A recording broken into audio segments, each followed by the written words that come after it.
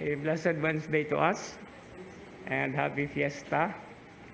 Precisely because St. Luke speaks a lot about all of us. In fact, today's first reading from the letter of Paul, from the second letter of Paul to Timothy, is a list of individuals that Paul collaborated with.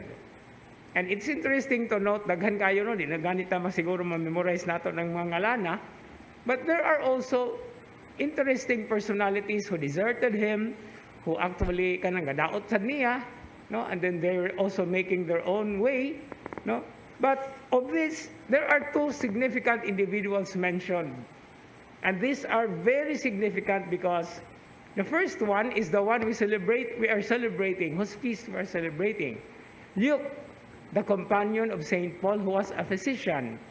And there is another significant personality who is also an evangelist, Mark.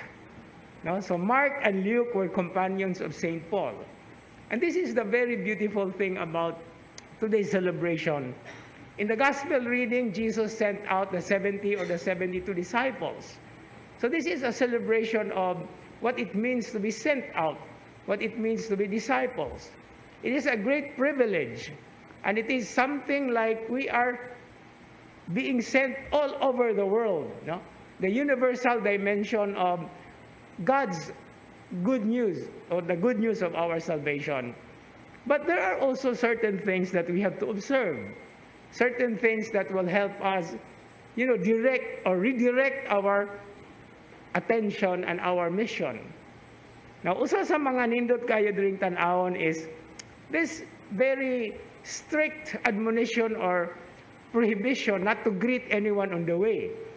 Because if we do not take this into account, ngayon tayo nga, unsa di ay, kinahanglan itang as nabiro ta, magdala tas maing balita.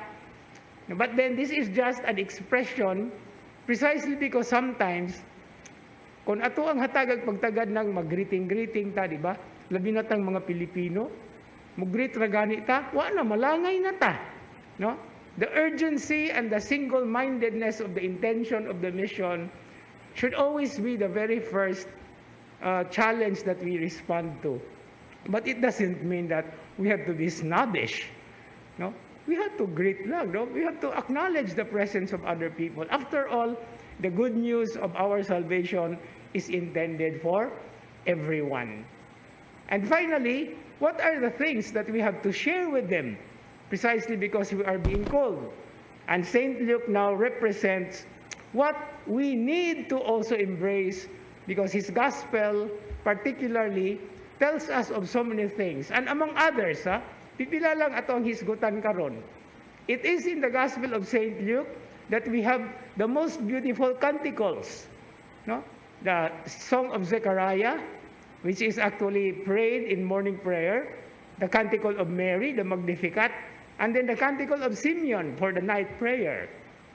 Then we also have, of course, the first part of the Hail Mary.